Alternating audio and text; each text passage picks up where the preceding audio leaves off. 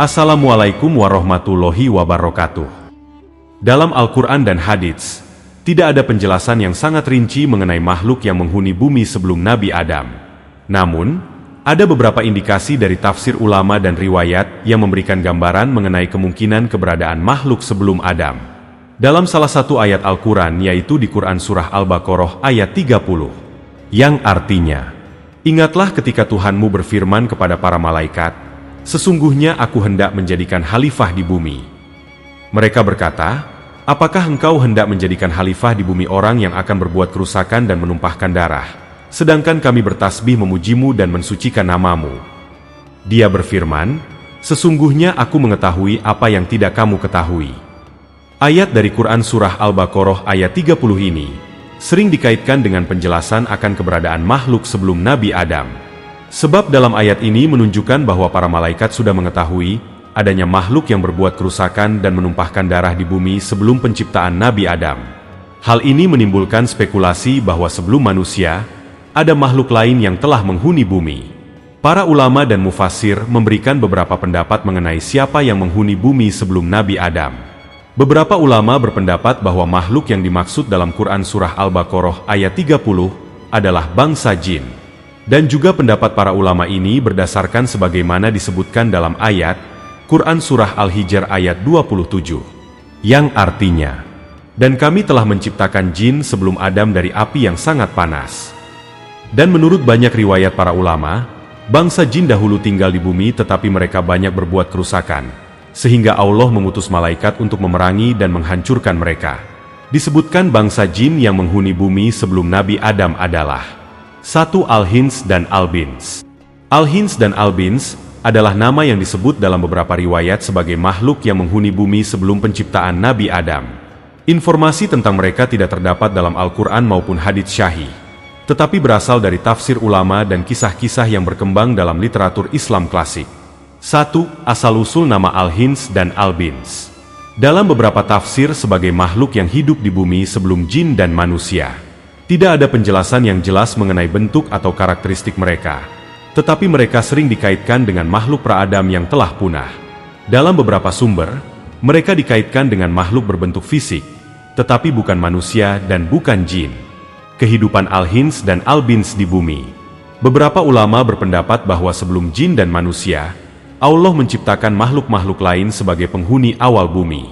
Al-Hins dan Al-Bins dianggap sebagai bagian dari makhluk-makhluk awal tersebut. Tidak ada keterangan apakah mereka memiliki akal seperti manusia, atau hanya sekadar makhluk biasa seperti hewan. Dihancurkan oleh Allah. Menurut riwayat, mereka mulai berbuat kerusakan di bumi, dan Allah kemudian memusnahkan mereka sepenuhnya. Setelah mereka dihancurkan, Allah menciptakan kaum jin, yang kemudian mengalami nasib serupa sebelum akhirnya manusia diciptakan. Pendapat para ulama tentang Al-Hins dan Al-Bins. Beberapa ulama memberikan pandangan yang berbeda mengenai siapa sebenarnya Al-Hins dan Al-Bins. Mereka adalah makhluk sebelum jin. Ada tafsir yang menyatakan bahwa Allah pertama kali menciptakan Al-Hins dan Al-Bins, tetapi mereka kemudian dihancurkan dan digantikan oleh bangsa jin. Pandangan ini menjadikan mereka sebagai makhluk purba yang lebih tua dari jin. Mereka bagian dari bangsa jin. Pendapat lain mengatakan bahwa Al-Hins dan Al-Bins hanyalah subkelompok dari jin yang sudah ada sebelum manusia. Mereka dianggap sebagai jenis jin yang lebih awal dan telah punah. Mereka makhluk seperti binatang atau entitas lain. Ada pendapat bahwa Al-Hins dan Al-Bins bukan jin dan bukan manusia, tetapi lebih mirip makhluk liar seperti hewan. Mereka mungkin adalah bentuk spesies yang pernah hidup di bumi, tetapi tidak memiliki kecerdasan seperti manusia. Sumber riwayat tentang Al-Hins dan Al-Bins. Tidak ada dalil yang sahih dalam Al-Quran atau hadits mengenai keberadaan Al-Hins dan Al-Bins. Informasi ini lebih banyak berasal dari tafsir dan kisah-kisah yang diriwayatkan oleh para ulama klasik. Beberapa di antaranya bersumber dari cerita Israiliyat, kisah-kisah dari tradisi Yahudi yang masuk dalam tafsir Islam. Kesimpulan, Al-Hins dan Al-Bins adalah makhluk yang diyakini hidup sebelum jin dan manusia, tetapi tidak ada informasi jelas mengenai bentuk dan sifat mereka. Mereka disebut-sebut sebagai makhluk yang dihancurkan Allah karena berbuat kerusakan, sebelum akhirnya jin dan manusia diciptakan. Tidak ada dalil dari Al-Quran dan hadits syahih tentang mereka, sehingga pembahasannya hanya sebatas wacana dalam tafsir dan sejarah Islam. Pendapat ulama berbeda-beda mengenai siapa mereka. Ada yang menganggap mereka bagian dari jin, ada yang menganggap mereka makhluk tersendiri, dan ada yang menyebut mereka sebagai makhluk mirip binatang. 2. Banu Al-Jan.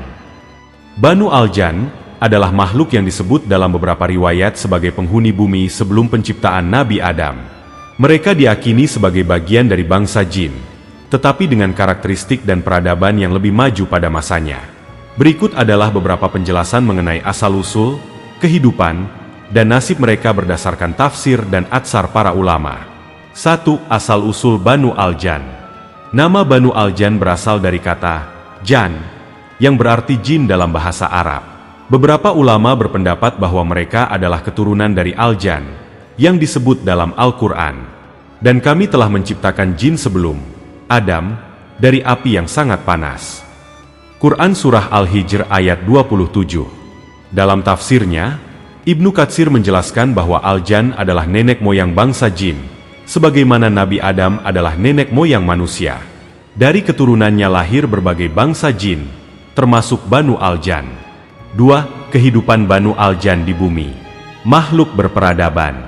Menurut beberapa riwayat, Banu Al-Jan pernah membangun peradaban di bumi sebelum manusia diciptakan. Mereka memiliki kota-kota, teknologi, dan struktur sosial seperti manusia.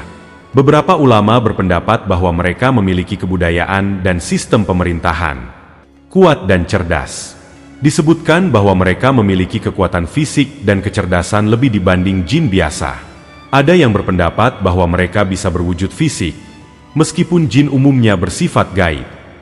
Kemaksiatan dan kerusakan.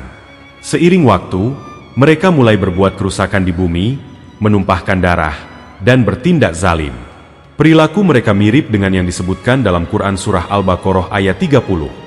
Saat para malaikat bertanya kepada Allah tentang penciptaan manusia, apakah engkau hendak menjadikan khalifah di bumi orang yang akan berbuat kerusakan dan menumpahkan darah? Para ulama menafsirkan bahwa malaikat berkata demikian karena telah melihat Banu Al-Jan dan bangsa jin sebelumnya melakukan kejahatan di bumi. 3. Perang malaikat melawan Banu Al-Jan. Ketika Banu Al-Jan dan jin lainnya semakin zalim, Allah mengutus pasukan malaikat untuk memerangi mereka. Malaikat berhasil mengalahkan mereka dan mengusir jin ke lautan dan pulau-pulau terpencil. Ada riwayat yang menyebutkan bahwa iblis, sebelum menjadi setan yang terkutuk, adalah salah satu malaikat atau jin yang ikut dalam peperangan ini, sehingga ia diangkat sebagai pemimpin jin sebelum akhirnya membangkang kepada Allah. 4. Hubungan Banu Al-Jan dengan jin saat ini. Sebagian besar ulama menganggap jin yang ada saat ini adalah keturunan dari Banu Al-Jan dan Al-Jan. Jin yang selamat dari perang malaikat melarikan diri ke gua-gua, laut, dan tempat tersembunyi. Sebagaimana jin masih dikenal hidup di tempat-tempat tersebut hingga sekarang. Oleh karena itu, beberapa ulama meyakini bahwa sebagian jin saat ini masih memiliki ilmu dan warisan dari Banu Al-Jan. Kesimpulan, Banu Al-Jan adalah makhluk dari bangsa jin yang hidup sebelum manusia dan memiliki peradaban. Mereka kuat, cerdas, tetapi akhirnya berbuat kerusakan, sehingga Allah mengutus malaikat untuk mengalahkan mereka. Jin saat ini diyakini merupakan keturunan dari mereka, dan mereka masih hidup hingga sekarang tetapi dalam kondisi yang berbeda. Tidak ada dalil Al-Quran atau hadits yang secara eksplisit menyebut mereka, tetapi informasi ini berasal dari tafsir dan atsar ulama seperti Ibnu Katsir dan Mujahid.